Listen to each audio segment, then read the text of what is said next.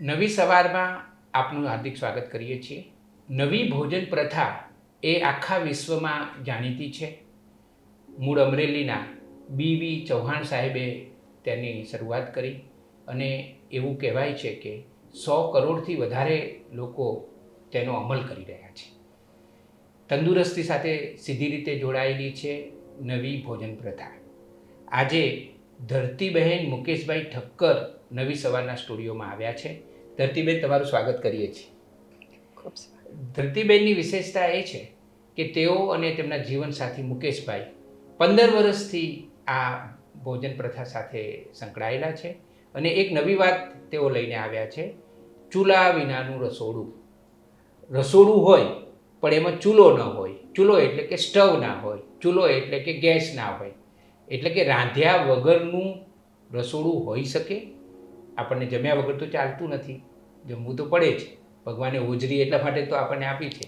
પણ ધરતીબેને એક નવી વાત આપણને અમલમાં મૂકી આપી છે.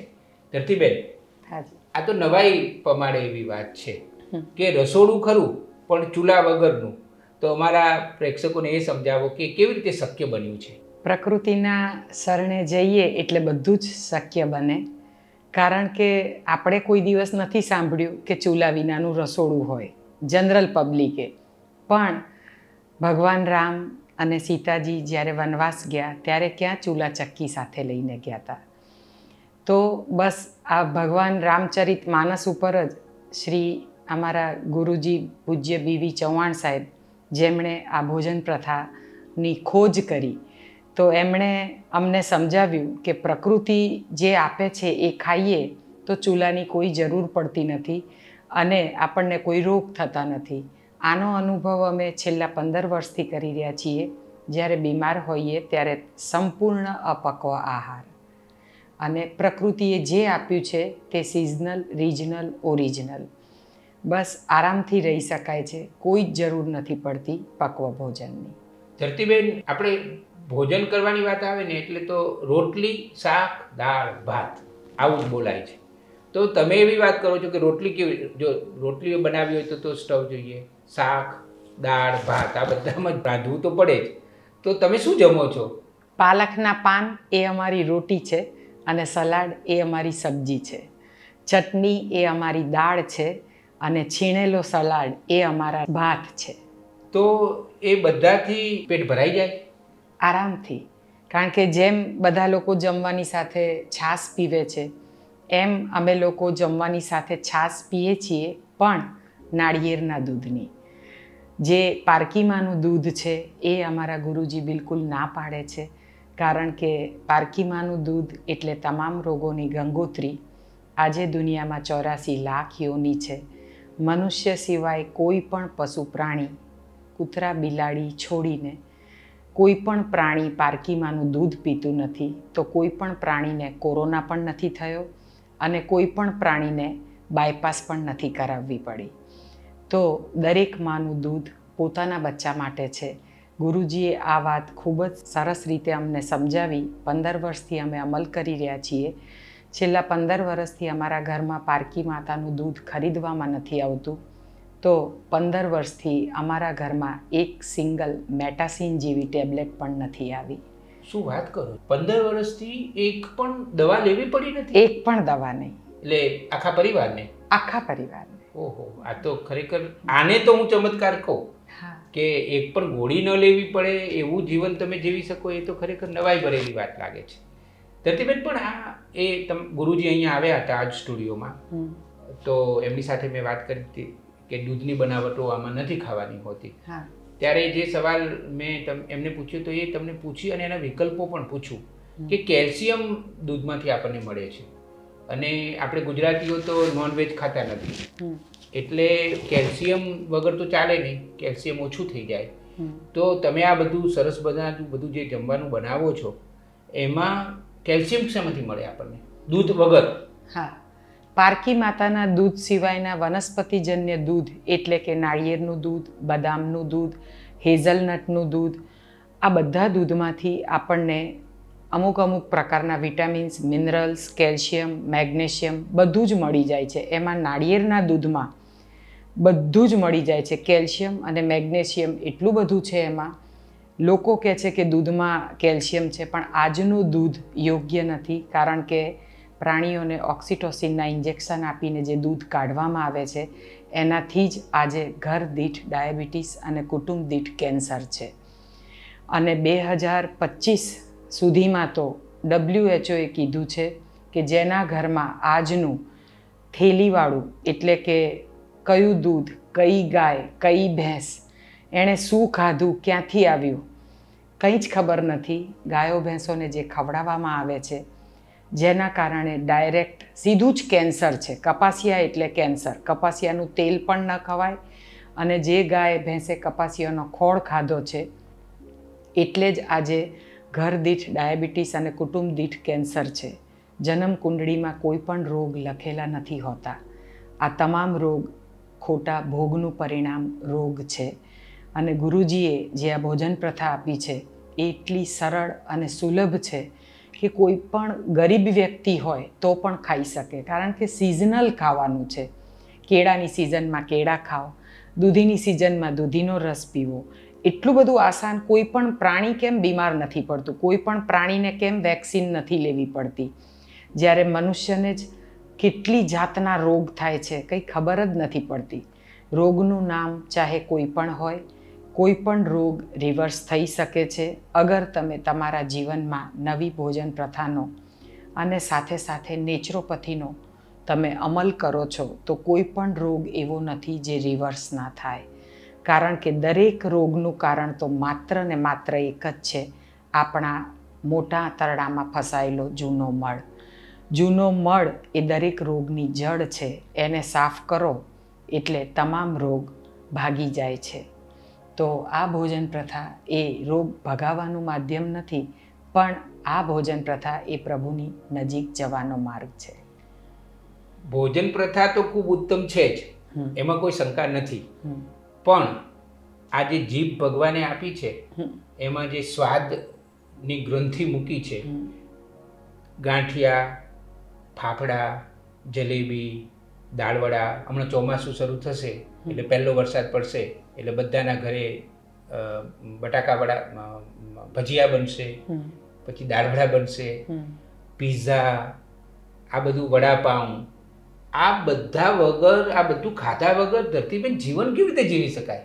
વડાપાઉં દાબેલીની ખબર નથી મને, પણ જે તમે ભજીયાની વાત કરો છો એ તો પાણીમાં તળીને પણ એટલા સરસ થાય છે. ભજીયા પાણીમાં તળીને બની શકે? ઉકળતા પાણીમાં હું પોતે તળું છું. શું વાત કરો છો? હા, એકદમ પાણીનો ઉભાર આવે અને એમાં તમે ભજીયા મૂકો, બહુ સરસ પકોડા થાય છે. અને ગુરુજી એવું નથી કહેતા કે તમારે આ જીવનમાં સાવ સાદું બનીને જીવવાનું છે. તમે પહેલા નિરોગ બની જાઓ, પછી મધ્યમ માર્ગ છે. અગર એ બહુ સારી વાત છે. અગર તમે રોગી છો તો તમે ઉત્તમમાં ઉત્તમ રસાહાર એટલે કે જ્યુસ થેરાપી, ફળાહાર, પછી સેલેડ, ચટણી, એ બધું, એમાં બધી જાતનો સ્વાદ મળી જાય ચટણી સાથે. પણ જ્યારે તમે નિરોગ થઈ જાઓ છો પછી ગુરુજીએ જે મધ્યમ માર્ગ આપ્યો છે એ છે એક ટાઈમ કાચું, એક ટાઈમ પાકું. એટલે કે 80% આલ્કલાઇન ફૂડ અને 20% એસિડિક ફૂડ, એટલે કે રાંધેલું. અને એમાં પણ આપણે 70થી 80% ગ્રીન વેજીટેબલ્સનો ઉપયોગ કરીએ છીએ. તો આ જે મધ્યમ માર્ગ છે એ અમે લોકો પણ અપનાવી રહ્યા છીએ, પણ અઠવાડિયામાં 1 કે 2 ઉપવાસ જેણે આપણને જન્મ આપ્યો છે એના માટે, કે એ દિવસે આપણે માત્ર જ્યુસ, ફ્રૂટ અને સલાડ પર રહીએ. તો આ જીવન આપણે તંદુરસ્ત રહીએ છીએ અને કોઈ જ જાતની બીમારી થતી નથી, કોઈ જ વાયરસ લાગતા નથી. કોરોના આવ્યો ગયો, કોરોના પેશન્ટને અમે લોકોએ શું કહેવાય અડ્યા પણ છીએ, એનીમાં પણ આપ્યો છે, પણ છતાંય કશું જ નથી થયું. કારણ કે ગુરુજીએ જે સૂત્ર આપ્યું કે સવારે લંઘનમ પરમ ઔષધમ, એ હું વર્ષોથી આ પ્રથામાં આવી એની પહેલાંથી, બચપનથી જ મને પોતાને 11-12 વાગ્યા સુધી કંઈ જ લેવાની આદત નથી. આ આદતે મને રોગથી બચાવી રાખી. કે સવારનું જે લાંઘણ છે એ જ પરમ ઔષધ છે. હા, એ મને ઘણા લોકોએ કહ્યું છે. હા, એટલે બસ ખાલી સવારે ઉઠ્યા પછી તમારાથી થાય એટલું શરૂઆત તો કરો. જરૂરી નથી કે ઉઠીને સીધા જ તમે 6 કલાક ઉપવાસ કરો. તો ધરતીબેન એમ કેમ બને કે આમ તો આપણે સવારે જાગીએ એટલે ચા કોફી તો જોઈએ છે, કંઈકનું કંઈક તો જોઈએ છે. ઘણા લોકો એકલી ચા પીતા હોય છે, ઘણા લોકો ચાની સાથે નાસ્તો પણ કરતા હોય છે. એના વગર તો ચાલે જ નહીં, એના વગર એને મૂડ જ ના આવે એવી પરિસ્થિતિ હોય છે. તો આ મને સમજાવો ને કે એવું આપણે બપોર સુધી ન જમીએ તો શું એવી આપણા શરીરમાં એવું શું બને છે કે એને કારણે ફાયદો થાય છે? સવારથી ઉઠીને આપણે જે લોકોને ચા નાસ્તો આવું બધું ગરમ ગરમ ખાવાની ટેવ હોય છે. ખરેખર દિવસની શરૂઆત આલ્કલાઇન ફૂડથી એટલે કે કુદરતી ચીજોથી કરાય. અને એ પણ આપણે અત્યારે યંત્રયુગમાં જીવીએ છીએ તો જ્યુસ, ફ્રૂટ્સ, જો તમે દિવસની શરૂઆત આનાથી કરશો તો તમે આખો દિવસ દરમિયાન તમે ખીલેલા રહેશો. સવારથી ઉઠીને જ એસિડિક ફૂડ નાખી દો, માથું દુખે છે, ગેસ થાય છે, એસિડિટી થાય છે, આ બધા પ્રોબ્લેમ્સ શરીરનું એટલે કે બોડી પેઇન, આવા બધા અત્યારે ઘર દીઠ તમે કોઈ પણ ઘર તમારી સોસાયટીમાં, તમારા એપાર્ટમેન્ટમાં, તમારા ફ્લેટમાં તમે એક ઘર ખખડાવીને એવું લાવો કે જે કોઈ પણ પથીની દવા નથી લેતું. આજે દવા વગરનું તમને કોઈ ઘર જોવા નહીં મળે. જ્યારે જે લોકો પોતાના જીવનમાં NDS નેચરોપથીનો સમાવેશ કર્યો છે એ લોકોના ઘરમાં કોઈ જ જાતની દવા નથી આવતી. કારણ કે એ લોકો દરેક રોગને માત્ર આહારથી જ મટાડે છે. એટલે કે આહારને જો આપણે ઔષધ તરીકે લઈએ તો આપણે ઔષધ આહાર તરીકે નથી લેવા પડતા. અને આ જીવનનું એટલું બધું કડવું સત્ય છે કારણ કે મેં મારા જીવનમાં અનુભવ્યું છે. 15 વર્ષ પહેલાં હું દિવસની 40 ટેબ્લેટ લેતી હતી, ચાલી નથી શકતી અને એટલા બધા રોગોથી ઘેરાયેલી હતી કે ડૉક્ટરે કીધું હતું કે તારે જીવન પર્યંત તું જીવે ત્યાં સુધી તારે કેલ્શિયમના ટીકડા, હિમોગ્લોબિનના સિરપ, અમુક મલ્ટીવિટામિન આ બધું તારે લેવું જ પડશે. પણ જ્યારે તમે જે દેશમાં રહો છો એ સિઝનલ, રિજનલ, ઓરિજિનલ જો તમે ખાઓ છો તો તમારે કોઈ પણ વિટામિન્સ, મિનરલ્સની જરૂર બહારથી લેવાની જરૂર નથી પડતી. કારણ કે ભગવાને દરેક ચીજમાં કોઈની કોઈ વસ્તુ આપેલી જ છે, પણ એ આપણે એને ઓળખતા નથી. અને લોકોને આજે તૈયાર ફૂડ પેકેટ ખાવા છે, કુરકુરે મુરમુરે ખાવા છે, પણ ફ્રૂટ કોઈને કહીએ કે કેળા લઈને ખાઈ લો કે સિઝનલ છે મેંગો લઈને ખાઈ લો તો કહે છે કે અમને મોંઘું પડે છે. પણ એમને હોસ્પિટલનું બિલ મોંઘું નથી પડતું. ડૉક્ટર જેટલા પૈસા કહે છે એટલા મૂકવા પડે છે. હું એવું નથી કહેતી કે એલોપથી ખરાબ છે. એલોપથીને સાથે રાખો, માથે ન રાખો. લોકો માથે રાખે છે, ડૉક્ટરે જવાબ આપી દીધો છે, ગભરાઈ જાય છે. એટલે અડધા તો લોકો ખાલી ડૉક્ટરના કહેવાથી જ ગભરાઈ જાય છે. પણ આવું ન કરો. ડૉક્ટરે જવાબ આપ્યો છે, ભગવાને નથી આપ્યો. અને ભગવાનની બનાવેલી દુનિયામાં સતત એનો તમે માનશો ને તો કે એ એટલું બધું ધ્યાન રાખે છે માણસનું, પણ માણસને પ્રભુને માને છે પણ એને જાણતો નથી. એને એનામાં વિશ્વાસ નથી કે જે આખી દુનિયા ચલાવી રહ્યો છે એ આપણો સંસાર, એક ખાલી આપણો નાનો સંસાર નહીં ચલાવી શકે. પણ આપણને વિશ્વાસ નથી. અને આપણે જે સવારથી ઉઠીને જ જે દે ઠોક ખાવાનું જ ચાલુ કરીએ. જ્યારે ભગવાન શિવ જેણે દુનિયા બનાવી ત્યારે એણે નંદીને કીધું કે 3 વાર નાહવું અને 1 વાર ખાવું. નંદીએ ગોટાળો કર્યો, 3 વાર ખાવું, 1 વાર નાહવું. આપણે સાવ ગોટાળો કર્યો. સવારે ઉઠીને ચાલુ કરવું, રાત્રે સૂઈએ ત્યાં સુધી ખા કરવું, 1 વખત માંડ જવું, એ પણ ત્રિફલા, ઈસબગુલ, કંઈ ની કંઈ ફાંકીઓ લેવાની. અને છતાંય ટોયલેટમાં અડધો કલાક બેસવા છતાંય એમનું પેટ સાફ ન થાય એ આપણો રાંધેલો આહાર. જ્યારે તમે રો લો છો એટલે કે જ્યુસ લો છો, ફ્રૂટ્સ લો છો, સેલેડ લો છો, એ બધા ફાઇબર્સ છે. એ જ્યારે તમારા પેટમાં જાય છે એ તમારા જૂના મળને ધક્કો મારે છે અને મળને બનવા જ નથી દેતું. કારણ કે જ્યાં રસ ત્યાં કસ, જ્યાં દળ ત્યાં મળ. રાંધેલા આહારમાં દળ જ હોય એટલે એનાથી લોટથી તમારું પેટ ભરાય પણ એનાથી મળ પણ બને. તો જે જૂનો મળ લેયર પર લેયર થતું જાય અને પેનક્રિયાસનું કામ અટકી જાય ત્યારે માણસને સુગર એટલે કે ડાયાબિટીસ ડિટેક્ટ થાય. આજે ગુજરાત મોખરે છે ડાયાબિટીસ અને કેન્સર બંનેમાં. પહેલાં પંજાબ મોખરે હતું, આજે ગુજરાત મોખરે છે, કારણ કે દૂધ અને દૂધની બનાવટ ગુજરાતમાં પણ પ્રચુર માત્રામાં લેવાઈ રહી છે. આજે દરેક ઘરમાં આપણે જોઈએ છીએ કે દરેક બાળકોને દૂધ અને દૂધની બનાવટ માતાઓ એટલી હદે પીરસે છે કે માતાને અજ્ઞાનતા છે. એ માં નથી જાણતી કે એના સંતાન માટે શું સાચું છે, અને ચીઝ, બટર, પનીર ખવડાવે છે. બ્રેડ, બર્ગર અને પીઝા છે નરકના વિઝા. તમારા ઘરમાંથી આને ત્યાગ કરો. તમે જુવારના રોટલા ઉપર તમે આરામથી પીઝા બનાવી શકો છો. એમાં શું પ્યાજ, લસણ, ટમાટર, કેપ્સિકમ આવું જ બધું આવે છે. તો આને તમે સલાડના ફોર્મમાં આપો. કેચઅપની જગ્યાએ તમે ચટણી ચોપડો અને પછી તમે એને તવી ઉપર સહેજ ગરમ કરીને આપો. અને ચીઝની જગ્યાએ અમે લોકો શ્રીફળ છીણીએ છીએ, કોકોનટ વ્હાઈટ, અને એને સહેજ આમ હળદરવાળો હાથ કરી દઈએ, હળદર ને મીઠાવાળો, એટલે એની દેખાવ ખાલી ચીઝ જેવો લાગે. બાકી તમે તોફું પણ નાખી શકો છો. એવી એટલી બધી રેસીપી છે કે ખાલી આપણે આપણા ઘરમાં રસ્તો જ બદલવાનો છે. બાળકને તો જોયાનું ઝેર હોય છે, જ્યારે માતાને બનાવવાની આળસ હોય છે. એટલે આજની માતાને આ ખાસ સંદેશો આપવાનો છે કે જો તમે ખરેખર સાચા અર્થમાં માં બનવા માંગો છો તો તમારા ઘરમાં એક પણ જાતની દવા ન આવવી જોઈએ. તમારે નેચરોપથી જાણવું જોઈએ, શીખવું જોઈએ, સેમિનાર કરવા જોઈએ. જેમ તમે વરસમાં 2 વખત ફરવા જાઓ છો, એમ 2 વખત તમે ડિટોક્સ સેમિનાર, હેલ્થ સેમિનાર કરો. 10 દિવસમાં તમને આખા જીવનનું ભાથું મળી જશે અને તમારા પરિવારને ક્યારેય હોસ્પિટલ નહીં જવું પડે. હું એવું નથી કહેતી કે ઇમરજન્સીમાં તમે હોસ્પિટલ ન જાઓ. હોસ્પિટલ જરૂર જાઓ, પણ ઇમરજન્સીમાં જે સારવાર લીધી પછી તમે આહાર દ્વારા જ તમે તમારા ઘરમાં રોગ રિવર્સ કરી શકો છો. મેં કર્યા છે, એટલે હું કહું છું કે કોઈ પણ રોગ રિવર્સ થઈ શકે છે, પણ તમે સાચી અર્થમાં માતા બનો. જન્મ આપવાથી માં નથી બનાતું. IVF કરાવવાથી પણ બચ્ચા પેદા થાય છે, પણ જીવનમાં IVFની કોઈ જરૂર નથી. કુદરતી આહાર અપનાવો અને કુદરતી રીતે જ માં બનો.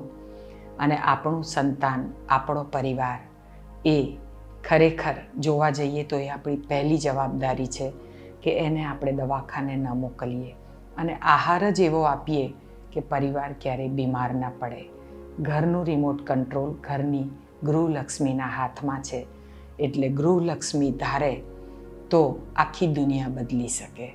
સેમિનાર કરવો જોઈએ, પણ એકલા નહીં, સજોડે, લક્ષ્મીનારાયણ સાથે, તો જ કુટુંબનું કલ્યાણ થાય. ધરતીબેન, તમે જ્યારે આ જવાબ આપી રહ્યા હતા ત્યારે આમ એવું થતું હતું કે સાંભળ્યા જ કરીએ. એટલી બધી સરસ વાતો તમે કરી રહ્યા છો. મને એમ પૂછવાનું મન થાય કે તમારા પરિવારમાં કુલ સભ્યો કેટલા છે? 4. 4 સભ્યો આ જ પ્રકાર અને વરેલા છે? હા, મારી મધર પણ મારી સાથે છે. ઓકે. હવે તમારા ઘરે મહેમાનો આવે છે ખરા? અને જો મહેમાનો આવે તો એમને તમે શું ખવડાવો છો? મહેમાનની સરભરા અમે બહુ સરસ કરીએ. અમે મહેમાનોનું વેલકમ ડ્રિંક ગ્રીન જ્યુસ છે, જે આપણને તમામ પ્રકારના રોગોથી બચાવે છે. એટલે અમે ગ્રીન જ્યુસ જે સવારે બનાવીએ છીએ, અમે એની સર્વિસ ચલાવીએ છીએ. અને અમારા મહેમાન માટે પણ અમે 1 લીટર 2 લીટર બચાવીને રાખીએ કે કોઈ આવે તો પીવડાવીએ, અને વધે તો સાંજે અમે પી જઈએ. સવારે ઉઠતા જ પેટ સાફ, એટલે ઉઠીને એ જ ઉઠાડે આપણને. એટલે મહેમાનની સરભરા અમે ગ્રીન જ્યુસથી કરીએ. અને નાસ્તામાં અમે એમને ફ્રૂટ્સ આપીએ વિવિધ પ્રકારના. પછી અત્યારે મેંગોની સિઝન છે, તો અમે નાળિયેરના દૂધમાં મેંગો ડિલાઇટ, એટલે કે મેંગોને કટ કરીને ક્રશ કરી અને એમાં અમે ફ્રૂટ્સ નાખીએ, ડ્રાય ફ્રૂટ્સ નાખીએ, નાળિયેરની છીણ નાખીએ અને એકદમ એટ્રેક્ટિવ ડેકોરેટિવ કરી અને ઠંડુ કરીને મેંગો ડિલાઇટ ખવડાવીએ. ત્યારે મહેમાન એમ કે ખરેખર આવું ખાવા મળે તો પછી દાળ ભાત શાક રોટલીની ક્યાં જરૂર છે. અને એટલું સરસ પેટ ભરાઈ જાય છે એનાથી કે વાત ન પૂછો. અને ભગવાને દરેક સિઝનમાં કંઈકનું કંઈક આપ્યું.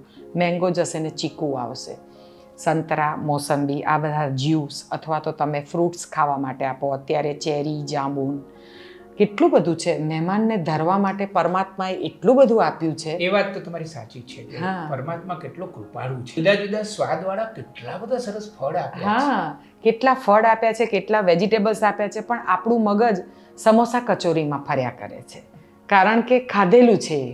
પણ હવે રસ્તો બદલો, કારણ કે અત્યારે હાર્ટ એટેક માટે કોઈ ઉંમર નથી રહી. આજે 9-9 વર્ષના બાળકોને એટેક આવે છે. આજે કેટલા નાના બાળકો ડાયાબિટીસ અને કેન્સરથી પીડાઈ રહ્યા છે. અમારું મફત સલાહ કેન્દ્ર છે, તો ત્યાં આગળ એ લોકો મળવા આવે છે. ત્યારે આપણું હૈયું ગદગદિત થઈ જાય કે આજે 1.5 વર્ષનું બચ્ચું સમજો કે કેન્સર છે, બ્લડ કેન્સર. હવે આ બચ્ચું જે દુનિયામાં હજુ હમણાં જ આવ્યું છે, એનો શું દોષ? માતાઓ આજે બસ એવું વિચારે છે કે મારે માં બનવું છે, પણ માં બન્યા પહેલાં કેટલી પૂર્વ તૈયારી હોય. માતા પિતાએ બહારનું ભોજન છોડવું પડે. સાત્વિક આહાર સાથે સાત્વિક ભોજન. જેવો આહાર એવા વિચાર, જેવા વિચાર એવી વાણી, જેવી વાણી એવું વર્તન. આ બધું જ આહાર સાથે સંકળાયેલું છે. તો પહેલો જ આપણે આપણા ઘરમાં નેચરોપથી શીખી અને આપણા ઘરમાં આપણે આહાર બદલીએ. ભૂખ્યા નથી રહેવાનું. ગુરુજી બિલકુલ ભૂખ્યા નથી રાખતા. ખૂબ પ્રેમથી દરેક શિબિરમાં બધાને એટલું પ્રેમથી જમાડે. અને તમે શિબિરમાં આવો તો તમને ખબર પડે કે કેટલી વાનગી, કેટલી વિવિધતા. એમાં કાચા દહીંવડાએ બને છે, અને કાચા સમોસાએ બને છે, કાચી કટલેસ પણ બને છે, અને કાચા કોઈન પીઝા પણ અમે બનાવીએ છીએ. પણ અમે વસ્તુ બદલી નાખીએ છીએ. એટલે કે દૂધીના પીસ ઉપર અમે કોઈન પીઝા બનાવીએ. પછી દહીંવડા તો વેજીટેબલ, અને એમાં ખાલી બસ થોડા પૌવા પીસીને નાખી દઈએ, અને એના ઉપર કોકોનટ અને સિંગદાણા પલાળેલા ક્રશ કરી અને એનું અમે દહીં બનાવી દઈએ. ભજીયા પણ બનાવીએ. દાળિયા હોય કે ચણા હોય, એને પીસી બધા વેજીટેબલ નાખી અને વાળી દઈએ. અને સ્વાદ તો ચટણીનો છે. કંઈ તળેલા ભજીયાનો સ્વાદ આવે એવું નથી. તમે વિવિધ ચટણી પીરસી દો. દરેક બાળકના રોલ મોડેલ એના માતા પિતા હોય છે. ઘરમાં માતા પિતા જે કરે છે ને એ જ બાળકો અપનાવે છે. એને કહીએ ને ક્યારે સાંભળતા નથી. એ લોકોને કાન નથી હોતા, ખાલી આંખ જ હોય છે, અનુકરણ કરે છે. તો ઘરમાં જો તમે અપનાવશો આ પ્રથાને, તો તમારા બાળકો અપનાવવાના જ છે. આજે અમારા બાળકો ગમે ત્યાં બહારે જાય, અમને ચિંતા નથી હોતી. મારે પણ 2 દીકરા છે, તો અમને બિલકુલ ચિંતા નથી. એ પરદેશમાં છે, છતાંય કોઈ જ નોનવેજ કે આલ્કોહોલ કે કશાને અડતા નથી. ટોટલ વિગન ડાયટ અપનાવે છે. પોતે જ જાતે ઘરે હેઝલનટનું કે બદામનું મિલ્ક બનાવે છે અને લે છે. ફૂટબોલમાં છે, ફૂટબોલર છે, 6 ફૂટ 2 ઇંચ હાઇટ છે, જ્યારે કે મેં એને 2.5 વર્ષની ઉંમરથી પારકીમાનું દૂધ આપ્યું જ નથી. છતાં એનું વજન 80 કિલો છે અને એકદમ ફિટ છે. તો જરૂરી નથી કે તમે પારકીમાનું દૂધ આપો તો જ તમારા બાળકો ફિટ થાય. આજે બાળકો બીમાર પડે છે તો જાતે જ, મારે કંઈ કહેવું નથી પડતું. હું એટલું જ કહું છું, કંઈ પણ નાખો પણ એને કાઢવાની વ્યવસ્થા કરો. એટલે કે તમે કંઈ પણ પાર્ટીમાં ગયા છો, ખાઓ છો તો ખાઈ લીધું, પણ રાત્રે તમે કોઈ પણ રેચક જ્યુસ લઈને સૂવો, કે સવારે એને આઉટ કરી નાખો. સવારે તમે સાદા પાણીનો એનીમા લઈ લો અને બીજા દિવસે તમે એનું ખાતું સરભર કરો, એટલે કે જ્યુસ ઉપર રહો, કે જેથી તમારું પેટ જે આગલા દિવસે તમે કંઈ હેવી ખાધું છે એને એ બેલેન્સ કરી લે અને એને પાસ આઉટ કરી દે. બસ જૂનો સંગ્રહ નહીં કરો તો કોઈ પણ જાતનો રોગ નહીં થાય. ધરતીબેન, તમે એટલી બધી સરસ વાતો કરી રહ્યા છો, એટલી બધી ઉપયોગી વાતો કરી રહ્યા છો કે એમ થાય કે આ ભલે ને વિક્રમજનક લાંબો વિડીયો બને તો સાંભળીએ, પણ ફરીથી તમને નવી સવારના સ્ટુડિયોમાં અમે ચોક્કસ બોલાવીશું. ખાસ કરીને તમે જે માતાઓની વાત કરી એ વાત મને ખૂબ ગમી, સ્પર્શી પણ ગઈ. અને તમે જે વિકલ્પો પણ આપી રહ્યા છો કે ભાઈ એવું નથી કે આ જ બનાવવું જોઈએ. તમે આ જે કુદરતી પ્રાકૃતિક રીતે આપણને જે બધું મળેલું છે એ બધાનો ઉપયોગ કરીને પણ કેટલું સરસ બનાવી શકાય છે. તો જો તમને અનુકૂળ હોય તો તમે બીજી વાર પણ આવજો, અથવા અમે તમારા ઘરે આવીશું અમારી ટીમ લઈને, અને આપણે બધા ભેગા મળીને એક નવી વાત સમાજ સુધી પહોંચાડીએ. જેવું અન્ન તેવું મન. અને આપણે જો થોડોક ફેરફાર કરીશું અને પ્રકૃતિની વધારે નજીક જઈશું તો જીવન જીવવાની ખરેખર સાચી મજા આવશે અને વધારે મજા આવશે. ધરતીબેન, તમે નવી સવારના સ્ટુડિયોમાં આવ્યા અને આટલી બધી સરસ વાતો અમારી સાથે કરી એ માટે અમે તમારો ખૂબ ખૂબ આભાર માનીએ છીએ. ધન્યવાદ.